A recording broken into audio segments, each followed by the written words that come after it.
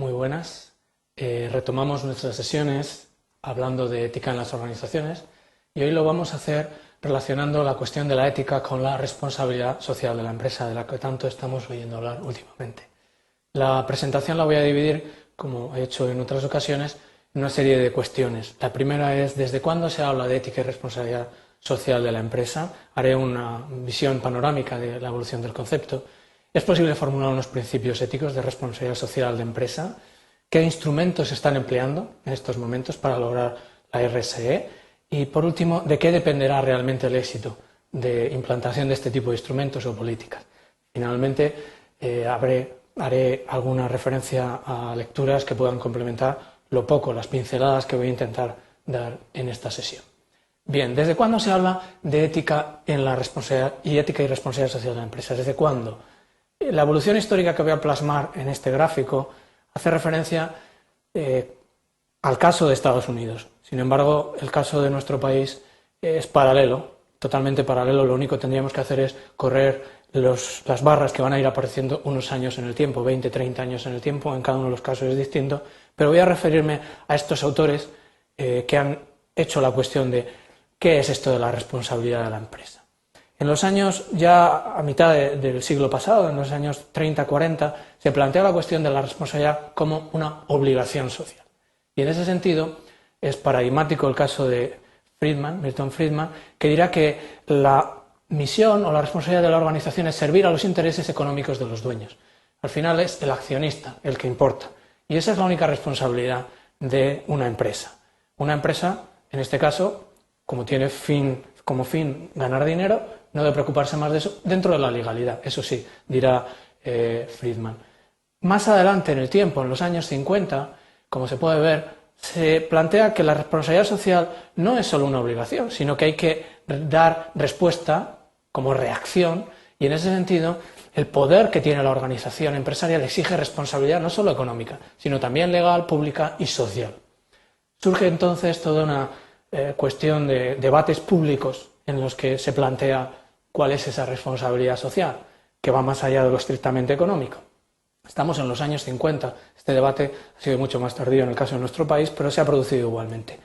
La responsabilidad como sensibilidad social es el paso siguiente en el concepto de responsabilidad, en el que se plantean los autores y después la sociedad, se traslada este debate a las sociedades de la academia.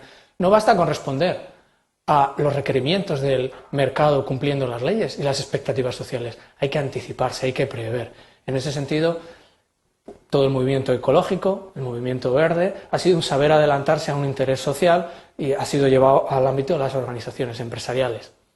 Por último, cabe toda una nueva interpretación desde los años 80 que se ha denominado la responsabilidad como actuación social. No basta exclusivamente todo lo que hemos dicho, sino que además hay que incorporar los enfoques anteriores, hay que incorporar principios, procesos y políticas.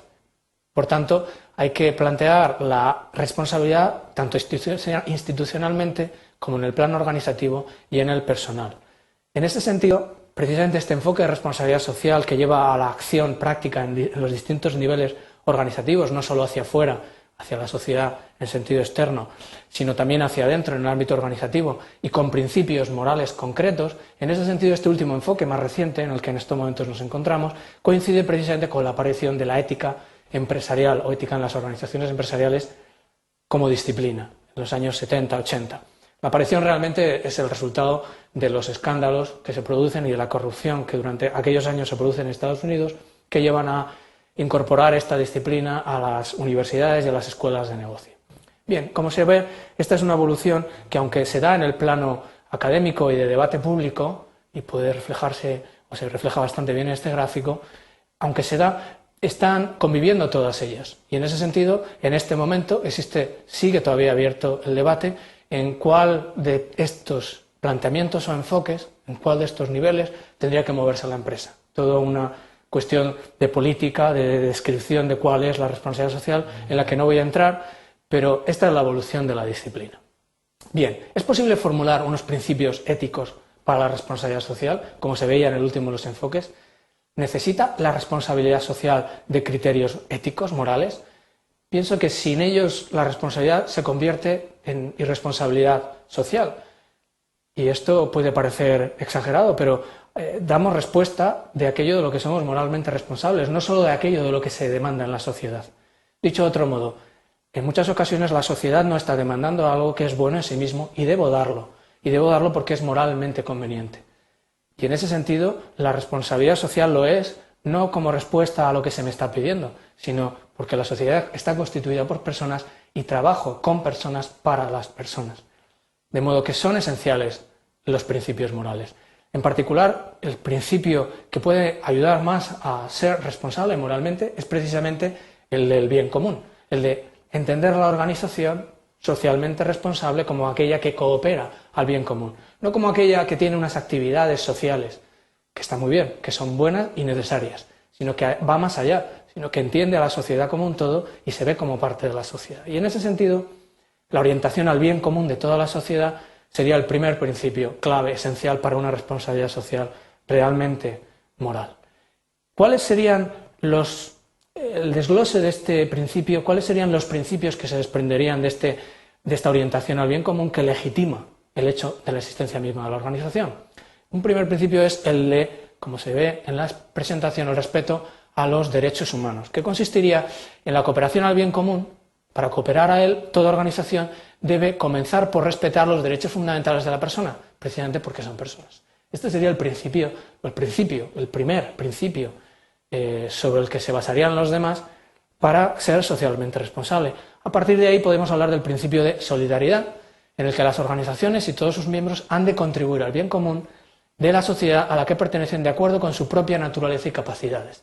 Es decir, como organización en este sector productivo concreto, debo influir, debo construir, debo sumar socialmente en el ámbito en el que me es propio, en el sector en el que estoy. Y por último, el principio de subsidiariedad haría referencia a que las estructuras sociales de orden superior tendrían que respetar y promover la iniciativa y la actividad de las organizaciones con miras al bien común, y estas a su vez de los particulares.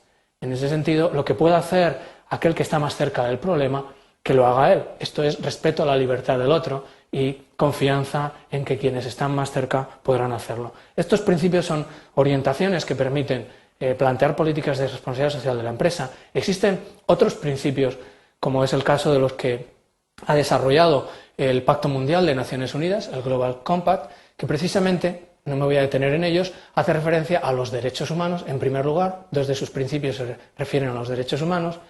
Un buen número de sus principios hace referencia al trabajo, a la dignidad del trabajo, fruto de que está hecho por personas.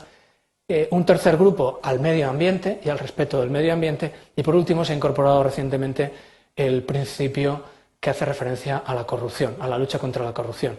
Este pacto es un pacto al que se pueden adherir voluntariamente las empresas y manifestar de este modo que quieren tener políticas o actuaciones de responsabilidad social. Existen muchos otros instrumentos. Como se ve en esta transparencia, y tampoco me voy a detener porque no tengo tiempo, hay planteamientos de certificaciones de calidad similares a las normas ISO. De hecho, está la certificación la 14000, la ISO 14000 o la SA 8000. Todas ellas permiten establecer estándares que aseguran unos mínimos de comportamientos para con mis clientes, mis proveedores, que van a ser socialmente responsables y, por tanto, que siguen unos principios éticos básicos.